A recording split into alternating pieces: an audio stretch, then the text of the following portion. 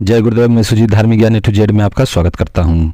इस वीडियो में हम वर्णन करेंगे कि किस प्रकार की साधनाएं वहाँ सिद्ध की जाती है जो कि बेहद उच्च कोटि की साधनाएं होती हैं, जिसे महासिद्धि भी कही गई है। तो आपसे यह अनुरोध है कि चैनल सब्सक्राइब करें, वीडियो लाइक शेयर जरूर करें।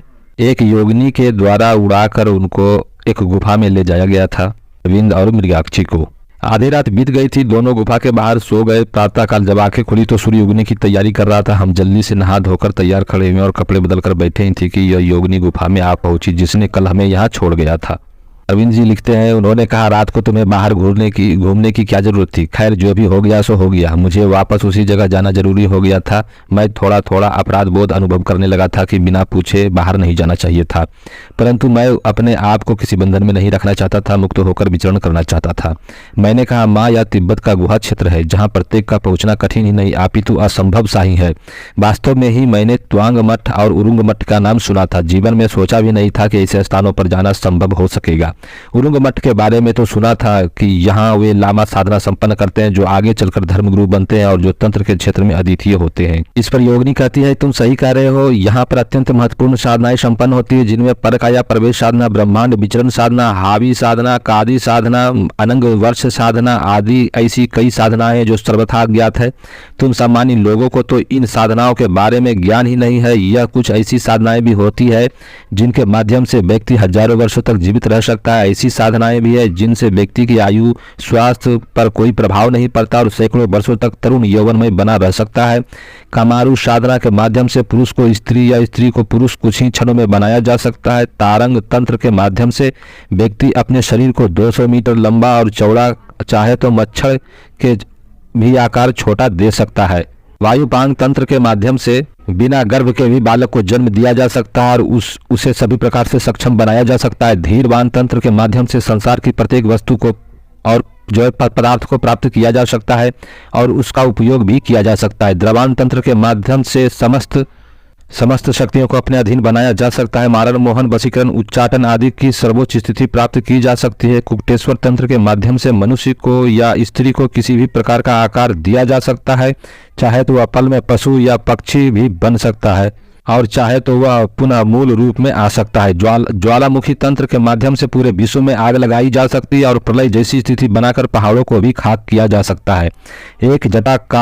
एक जटा महाकाली तंत्र के माध्यम से अपने ही रक्त की बूंदों से नए वीर पैदा किए जा सकते हैं जो युद्ध में अद्वितीय हो। शमशान काली तंत्र के माध्यम से भूतों, प्रेतों, पिशाचों, राक्षसों को अपने अधीन कर उसे जीवन भर काम लिया जा सकता है। गर्दवर्णा तंत्र के माध्यम से ऊंचे से ऊंचा तांत्रिक को अपना वशवर्ती बनाकर मनोकूल कार्य संपन्न कराया जा सकता है। और इस प्रकार के सैकड़ों गोपनीय तंत्र है जिन्हें यहाँ पर सिद्ध कराया जाता है और उससे लाभ उठाया जा सकता है। इन लामाओं ने हम भारतवासियों की अपेक्षा ज्यादा उच्च कोटि की तांत्रिक क्रियाएं सिद्ध की है। भारतवर्ष की यह सारी विद्या बौद्धों के माध्यम से तिब्बत आ गई और इन ग्रंथों के माध्यम से ही इन लामाओं ने उन तंत्रों को पूर्णता के साथ सिद्ध किया और सफलता प्राप्त की। आज भारतवर्ष के पास छुटपुट तांत्रिक क्रियाएं ही रह गई है। उच्च कोटि की साधना और उससे संबंधित साधन विधियां उनके पास नहीं है। वे सभी इन मठों में सुरक्षित है। जिन मठ में तुम बैठे हुए इसमें विशाल पुस्तकालय है जिसमें प्राचीन हस्तलिखित लगभग 10,000 तांत्रिक ग्रंथ सुरक्षित है और ये पुस्तकें ताड़पत्रों पर, भोजपत्रों पर लिखी हुई है और कुछ प्राचीन ग्रंथ तो मनुष्य की चमड़ी पर लिखे हुए हैं, क्योंकि उन दिनों भोजपत्र या ताड़पत्रों का प्रचलन नहीं था। अतः उन्हें मानव की चमड़ी को रसायन कर साहसी बनाकर उन पर तांत्रिक ग्रंथों को लिखकर सुरक्षित रखा। ऐसे लगभग 300 से भी ज्यादा ग्रंथ यहाँ सुरक्षित है। एक प्रकार से देखा जाए तो उरुंग मठ विश्व का सर्वश्रेष्ठ प्रामाणिक और गोपनीय मठ है। त्वांग मठ भी इसकी बराबरी नहीं कर सकता। शंकराचार्य ने इन दुर्गम मठों की यात्राएं की थी और उन्होंने इन साधना रहस्यों को समझा था, परंतु वे इन ग्रंथों को अपने साथ पुनः भारतवर्ष नहीं ले जा सके। उन्होंने इन गुप्त दुर्गम त्वांग मठ तथा उरुंग मठ की भी यात्राएं की थी। चीनी और तिब्बती त्वांग मठ तक तो पहुंचे हैं, परंतु ऊंची ऊंची बर्फीली पहाड़ियों के बीच स्थित इस उरुंग मठ तक वे आज भी नहीं पहुंच सके हैं। इन प्रकार के उरुंग मठ आधुनिकता सभ्यता से बिल्कुल अछूता बचा रहा और इसलिए इसके मूल ग्रंथ तथा साधना पद्धति ज्यों की त्यों सुरक्षित रह सकी है। इन सभी लामाओं और सिद्धों से मुझे यह जानकारी है कि क्योंकि गुरुदेव ने मुझे इन सभी लामाओं और सिद्धों से मुझे ज़्यादा जानकारी है क्योंकि गुरुदेव ने मुझे ब्रह्म तत्व साधना सिद्ध कराकर विहंगल सिद्धि अपने तपोबल से प्रदान की थी, जिस वजह से लामाओं से भी ज़्यादा सिद्धियां मुझे स्वतः प्राप्त हो सकी थी और जिसमें सिद्धस्थ हो सकी थी। अब यहाँ पर यह भेद खुल जाता है कि स्वामी निखिलेश्वरानंद जी के शिष्य ही वह योगिनी भी थी जो उड़ाकर ले गई थी अरविंद और मृगाक्षी को। मेरे सामने से रहस्य का बहुत बड़ा पर्दा दूर हो चुका था। मैंने पूछा, फिर जिस स्वरूप में हमें पहली बार दिखाई दी उसका कोई विशेष प्रयोजन था? उसने हंसकर मेरी ओर देखा, बोली, तुम्हारी परीक्षा लेने के लिए मुझे ऐसा करने के लिए विवश होना पड़ा था। तुमने जिस मंत्र का उच्चारण किया था वह मंत्र पुत मंत्र है। भैरवी ने कहा, जब हम आपको माँ शब्द से संबोधित कर ही सकते हैं तो इन समस्त सिद्धियों और साधनाओं को सीखने की इच्छा है। हम तंत्र के क्षेत्र में इन लामाओं से भी आगे निकल जाना चाहते हैं, जिससे कि भारतवर्ष के तांत्रिक थाती जो है समाप्त ना हो जाए। वे विद्याएं या तो ग्रंथों में है या फिर जीवित ग्रंथ के रूप में विद्यमान है और हम जीवित ग्रंथ बनना चाहते हैं जिससे कि भारतवर्ष की थाती सुरक्षित रह सके। उन दिन योगिनी ने विस्तार से बातें की। मैंने कहा, माँ, क्या तंत्र मानव के लिए उपयोगी है? क्या इसके माध्यम से हम मानव में भरा हुआ जहर दूर कर सकते हैं? एक देश दूसरे देश से भयभीत है, एक दूसरे पर आक्रमण करना चाहता है और समाप्त करने की घात में लगा रहता है। क्या तंत्र के माध्यम से इन लोगों की सद्बुद्धि दी जा सकती है? क्या इनके मन में जो भय है, परस्पर घृणा, द्वेष, छल और कपट का जो भाव है वह क्या दूर किया जा सकता है? योगिनी कात्यायनी ने कहा। अब उनका नाम योगिनी कात्यायनी है। निश्चय ही तंत्र के माध्यम से यह सब कुछ संभव है। यह भी तुम समझ लो कि जब तक भारत में तंत्र का सही प्रकार से फलता फूलता रहा तब तक बराबर तरक्की करता रहा, परंतु ज्यों ही तंत्र में न्यूनता आई तब से उसका ह्रास होना प्रारंभ हो गया। आज भारतवर्ष में जो कुछ भी न्यूनता दिखाई दे रही है वह सब तंत्र को भली प्रकार न समझने की वजह से ही है। प्राचीन काल जितना अधिक समृद्ध था, सुखी था और संपन्न था, यह सब तुम इतिहास में पढ़ चुके हो, परंतु इसके साथ ही साथ इतिहास में हमें यह भी बताता है कि तंत्र उस समय अपने पूर्ण विकास पर था।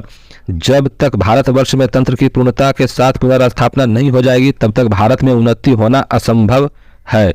अपनी बात को स्पष्ट करते हुए माता कात्यायनी ने कहा, यदि विश्व में शांति है तो इसका कारण हिमालय स्थित इन तांत्रिकों को ही जाता है, जिन्होंने अपनी साधना के बल पर पूरे संसार को नियंत्रित कर रखा है, जिन्होंने अपनी साधना पद्धतियां को इस प्रकार से विकसित की है कि जिसकी वजह से ये सब कुछ सही प्रकार से गतिशील है।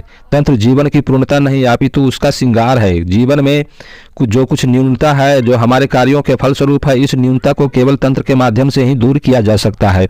भारतवर्ष में जितने भी ऋषि मुनि हुए वे सभी सौम्य साधना में सफल हुए, वही उन्होंने तंत्र साधना में भी पूर्णता प्राप्त की। तंत्र का तात्पर्य व्यवस्थित तरीके से जीवन को पूर्णता एवं सफलता देना है। तुम भारत पुत्र हो, नई पीढ़ी हो और तुम्हें तंत्र के प्रति गहराई से रुचि लेनी चाहिए। खाना पीना, मौज मस्ती, यह सब कुछ भोग के अंग है। जीवन का असली आनंद तो तंत्र में ही है।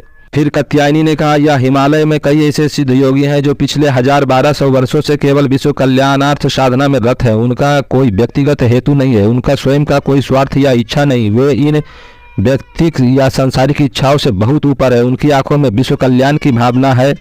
फिर उसने एक तरफ संकेत करते हुए कहा, हिमालय की सुदूर चोटियों को तुम लोग देख रहे हो जो कि हमेशा बर्फ से ढकी रहती है। इन पहाड़ों में कई गुफाएं हैं जिनमें योगी सैकड़ों वर्षों से ध्यानस्थ है। इनकी साधना और तपस्या हिमालय के कनकर प्रकाशित है। बहुत ही ऊंचाई पर स्थित यह गौपांग मठ देखा है जिस पर अभी तक सामान्य मनुष्य के चरण नहीं पड़े। यहाँ पर कई तिब्बती लामा पिछले 1500 वर्षों से साधनारत है। उनके शरीर से प्रकाश और आसपास का सारा वातावरण प्रभावित है। हजारों वर्षों से कुछ कालजयी योगी निरंतर साधनारत है। उनके दर्शन का सौभाग्य भी तुम्हें जीवन में प्राप्त करना चाहिए। भैरवी ने जिज्ञासा की, माँ, जिस प्रकार कल आप हमारी उंगली पकड़कर यहाँ ले आई हैं, क्या हम उसी प्रकार से इन गुफाओं में आप मुझको नहीं ले जा सकती? जहाँ इतने 1000 वर्षों से योगी साधनारत है, क्या आप उनके दर्शन नहीं करा सकती? माता कात्यायनी ने जवाब दिया, वह साधना वर्ध क्षेत्र है। जिसकी काया वज्रयुक्त हो वही उस तरफ जा सकता है, या वज्रयुक्त काया साधक के साथ उस तरफ जाना संभव हो सकता है। मैंने अभी वज्रदेह साधना संपन्न नहीं की है। कात्यायनी ने फिर कहा, इस समय कुछ 18 तांत्रिक क्रियाएं और गुप्त दुर्लभ है। जब उन समस्त विद्याओं में पूर्णता प्राप्त नहीं कर लोगे तब तक लक्ष्यों की प्राप्ति संभव नहीं है। मैंने कहा, ये 18 साधनाएं कौन कौन सी है जिन्हें आप महत्वपूर्ण और अद्वितीय बता रहे हैं? अब मैं यह वीडियो यहीं पर समाप्त करता हूँ। अगले वीडियो में मैं उन 18 महासिद्धियों के बारे में आपके सामने रखूंगा। मेरा आपसे यह अनुरोध है कि चैनल सब्सक्राइब करें, वीडियो लाइक शेयर जरूर करें। अंत तक देखने के लिए धन्यवाद।